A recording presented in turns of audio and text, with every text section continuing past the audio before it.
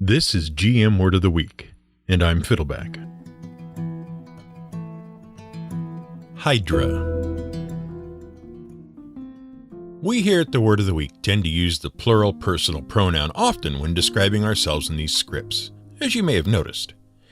And while this often leads to arguments when some of us purport to love things that others of us hate, such as Disney cartoons or Christmas, and it often confuses new listeners as to how many of us are actually involved in this project, there are two of us, we do this because we firmly believe that two heads are better than one. A phrase, by the way, which goes back to sometime around 400 BCE, and was originally two have more wit than one. But we don't want to fall down that particular rabbit hole of exploring the origin of ancient phrases, or we'll end up discussing something dull and unremarkable like gloves again. Without the two of us, this podcast you're listening to right now could never exist, because each of us only has half the requisite obsessions to make it work. One of us is an obsessive audiophile who spends ridiculous amounts of time trying to pronounce unpronounceable foreign words, often in languages that no longer exist, splicing together the best of every delivery, and then syncing it all up with audio cues so that some piece of royalty-free music you've never heard of crescendos on exactly the right syllable. The other of us absolutely cannot stop researching anything until not only the original question has been answered, but also at least 10 other tenuously related questions that came up because we couldn't stop clicking on interesting links, then sifting through all those random bits and pieces we culled together for a storyline that will link together barely a third of it, and then we happily throw away the rest of the research. And so, for better or for worse, we are we. We here at the Word of the Week. Not I, the scriptwriter, nor I, the producer and performer. We. And that is so that we both always acknowledge that two heads are better than one.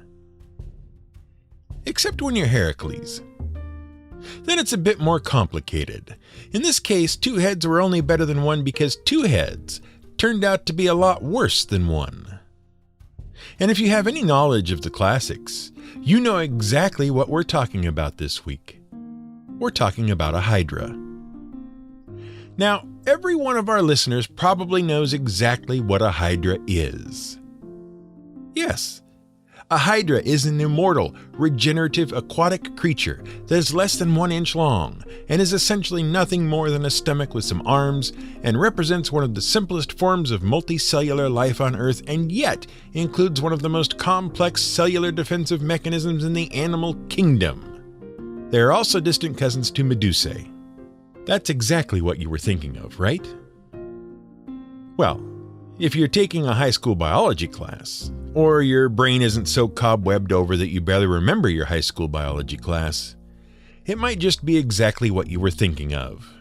Because Hydra, the plural is the same as the singular in this case, Hydra, along with fruit flies and frogs, represent one of the most common animals used in American biology classrooms.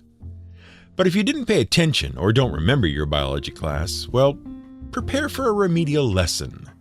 Because Hydra are extremely interesting creatures and continue to be a subject of study in the field of biology. Outwardly, Hydra are remarkably uncomplicated little creatures. They are, as we said, less than 1 inch long and mostly consist of an elongated sac or a tube that's only open at one end. Surrounding the hydra's single opening, its mouth, are a ring of tentacles. At the other end of the hydra, the foot, it has a sucker-like ring that allows it to adhere to something. And that's it. Really, it's no more complicated than that. Really no more complicated than that. Because the creature's body, the tube, the tentacles, everything, is made up of 2 layers of body cells with a little bit of mucus in between. It's basically just a skin on the inside, a skin on the outside, and no more biology than that. Well, almost. See, there are 2 biological features that make the hydra really interesting. First, both of its layers of tissue contain large numbers of stem cells. Now, that's a phrase you've probably heard before. It's big in science. Stem cells are remarkably useful. But you may not know why. So let's explain. You know, we hope, that all living things are made up of small, self-contained biological units called cells. Each cell contains a complex mix of biological machinery that allows it to survive and also to perform a specific function. In a highly complex organism like one of our listeners, you'll find literally hundreds of different types of cells, like sebaceous gland cells, magnocellular neurosecretory cells, and photoreceptor blue-sensitive cone cells. But unless you're actually a cellular biologist, you tend to think of things like muscle cells and neurons and skin cells and eggs and sperm and that kind of thing. That's okay. The point is just that cells are highly specialized things. They have particular shapes and structures and machinery designed to do a specific function in a complex organism. But all those various cells evolved from a single template, basically. Once upon, every cell was an animal unto itself, and every cell had to have all the machinery it needed to survive. But over millions of years, single-celled organisms started to group together into colonies. And when that happened, just like when people settled down and started forming civilization, specialization became possible. In fact, species and specialization come from the same root. It just means quality or unique feature. And so, over the course of several billion years, we went from being single-celled oozes to massive collections of hundreds of very specialized cells working in concert to keep each other alive. But all of the cells in your body are still based on one basic template. Essentially, every cell in your body starts off as a generic cell. And then, through the introduction of particular hormones and the tripping of genetic switches, those cells dispense with some structures, grow others, and turn into a highly specialized part for the machine that is you.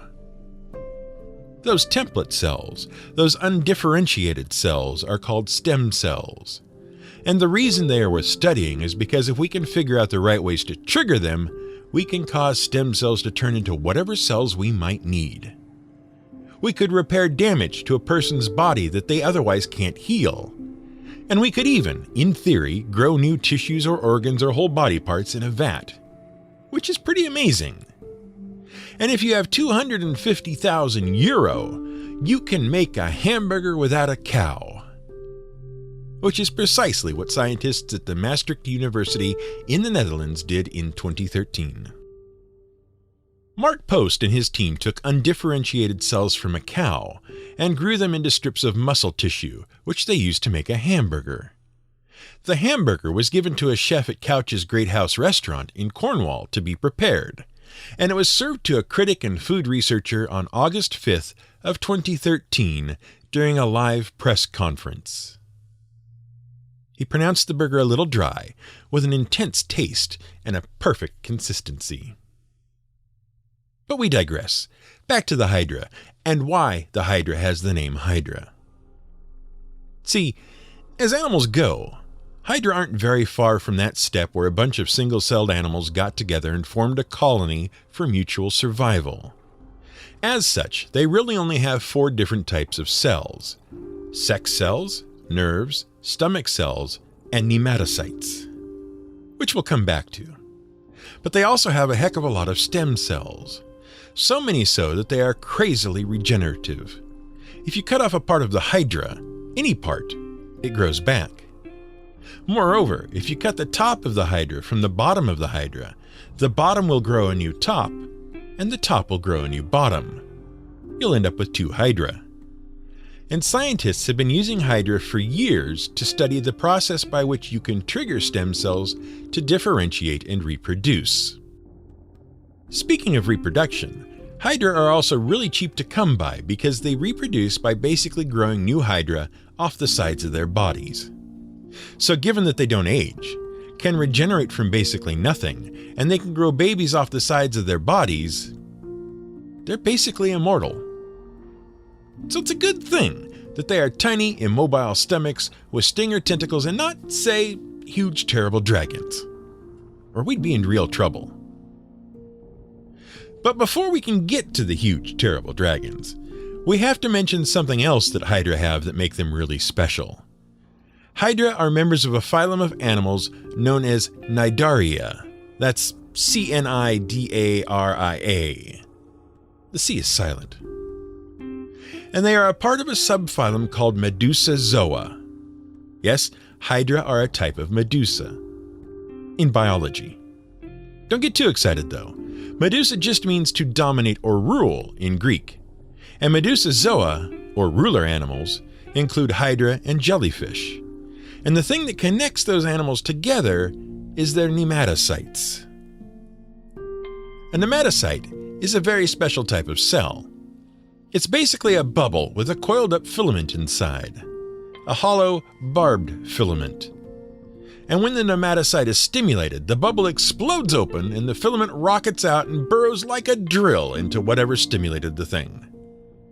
And often, some kind of terrible toxin then flows through the hollow filament into the hapless victim. Hydra tentacles and jellyfish tentacles are loaded with those nematocytes. That's what gives them their sting. But you didn't come here to listen to us talk about fascinating cellular structures and creatures that basically amount to floating stomach blobs. We're pretty sure that when you saw the title of this episode, you wanted to hear about a polycephalic dragon. That word, by the way, is the scientific way of saying many-headed. And it's a good thing that we have a word for it, because mythology is just loaded with polycephalic creatures, especially Greek mythology, but also Mesopotamian mythology, and Hinduism.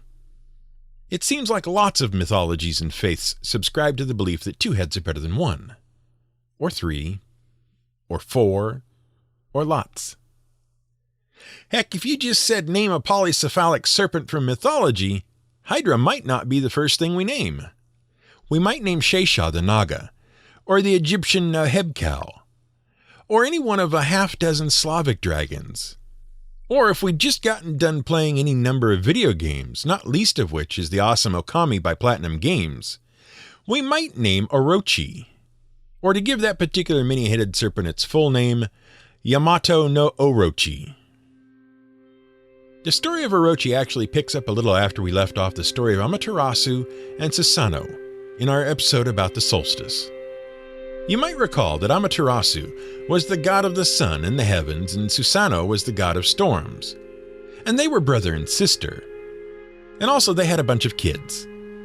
And you might also recall that Susanoo had so angered Amaterasu that she went and moped in a cave until the entire world was almost overrun by darkness and demons because he killed her best friend with a flayed horse at a sewing party. In the end, Susanoo ended up exiled from the heavens, and so Susanoo ends up wandering the world. One day, during his wanderings along the He River, he spies a pair of chopsticks floating in the water. He reasons that someone must live upriver, and since he has nothing else going on, he decides to pop in and visit. Unfortunately, the people who lost the chopsticks aren't in the best mood to receive visitors, because 7 of their 8 daughters have been devoured by an 8-headed, 8-tailed serpent. This serpent, Yamato no Orochi, whose name means big snake, has basically been coming by the couple's house once a year for the last 7 years. And every year he eats a daughter. Susanoo is moved by the couple's plight and also by the beauty of their remaining daughter, Kusanada. He says he will help the couple in return for Kusanada's hand in marriage. And they accept. Susanoo then hatches a plan. First he turns Kusanada into a comb which he can wear in his hair. He then tells Kusanada's parents to brew a big vat of sake, to distill it 8 times, and to divide it into 8 troughs. He then makes them build an enclosure with 8 fences, and place one of the sake troughs at each of the gates. They follow his instructions, and don't ask any questions about the comb thing, and wait for Orochi.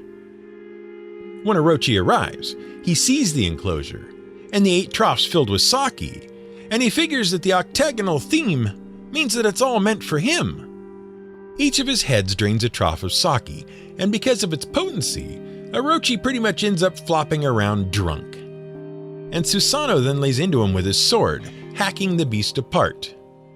Except, his sword breaks. While he's cutting the drunken beast to pieces, his sword strikes something metal. Surprised, he reaches into the serpent corpse and pulls out a sword which had apparently grown inside Orochi.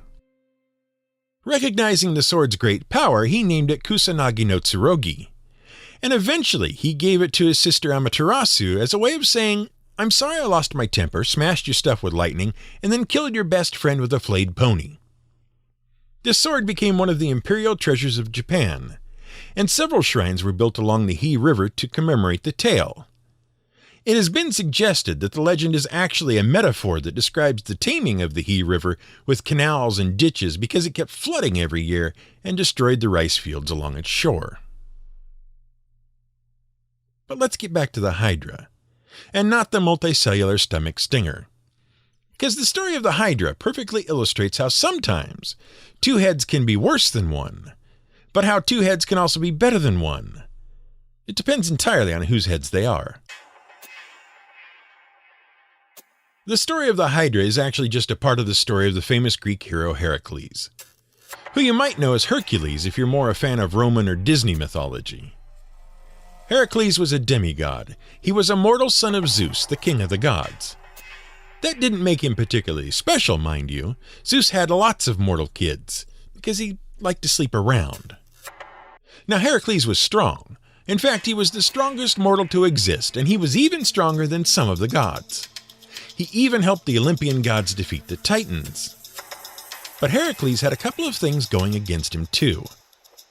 First of all, he was the bastard son of Zeus, and Hera, Zeus's wife and queen of the gods, didn't really care for him.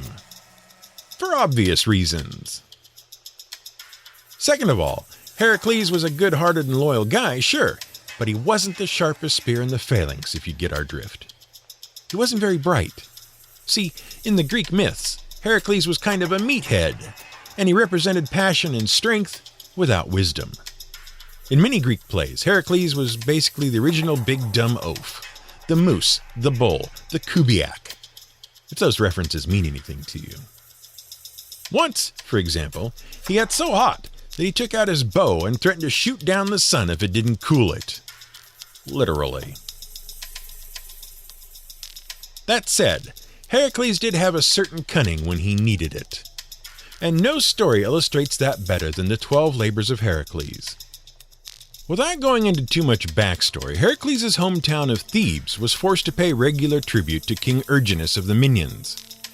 He gets mad, accidentally starts a war, and then wins the war so thoroughly that the entire Minion army and King Erginus himself end up dead. Heracles' king, Creon, is thankful and allows Heracles to marry his daughter Megara. Megara and Heracles have a bunch of kids and live happily ever after. For a little while. And then Hera decides to ruin his entire life again. So she drives Heracles temporarily insane and causes the guy to murder all of his children. Then she gives him his sanity back so he can see what he did. Naturally, Heracles feels more than a little guilty, and he visits the oracle at Delphi to figure out how to atone. Hera, acting through the oracle, tells Heracles to go submit to the king of Argos and do whatever favors he asks. Hera was being doubly nasty here because Heracles was supposed to end up ruling Argos instead of serving the king. But hell hath no fury, right? Heracles goes to the king of Argos, and the king gives him 12 tasks to complete. And that's the beginning of the 12 labors of Heracles. And they're all very cool, and each one is basically screwing with a guy whose only attributes are real strong and not so smart. The first labor is to go to Nemea and kill a giant stab-proof lion. Since the monster is stab-proof, Heracles cleverly just strangles it to death. And then he skins it and wears its skin through the rest of his adventures.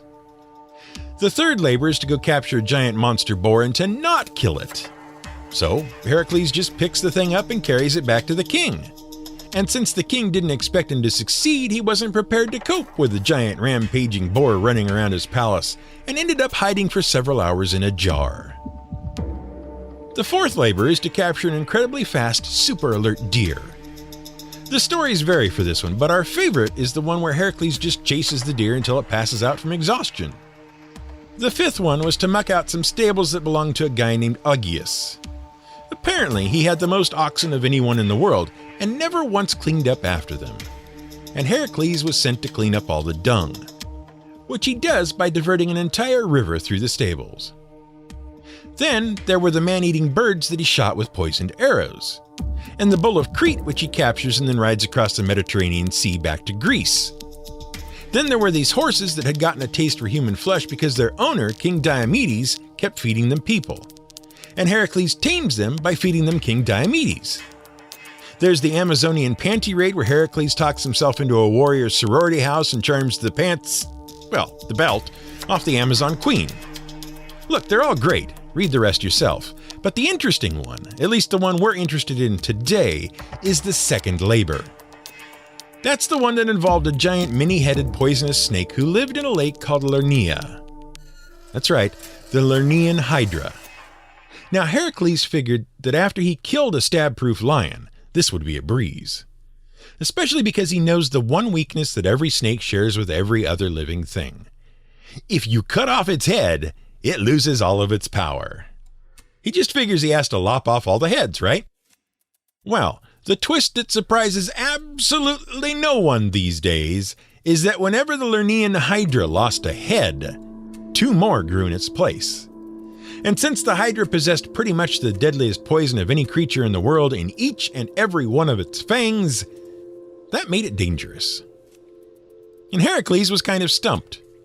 But then he realized that if 2 heads were better than 1 for the Hydra, 2 heads would also be better than 1 for Heracles. So he ran and got his nephew Iolaus and handed the kid a torch. The 2 of them laid into the Hydra. Heracles would lop off a head, and then, before 2 new ones could sprout, Iolaus would thrust his torch into the next stub and cauterize the wound. And after much slashing and burning, the pair finally managed to completely disarm, or dishead, the Hydra. And sure enough, without any heads left, the thing isn't a problem for anyone anymore. Incidentally, Heracles then dipped his arrows in the thing's blood. And those are the poisoned arrows he kills those birds with. And sadly, much later on, one of those poisoned arrows kills Heracles.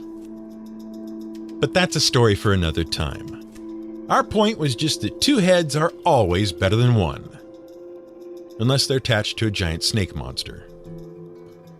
In any mythology. This has been GM Word of the Week. It's written and researched by The Angry GM and produced by me, Fiddleback. You can support us on Patreon at patreon.com/GMWordOfTheWeek. You can find more at gmwordoftheweek.com and theangrygm.com.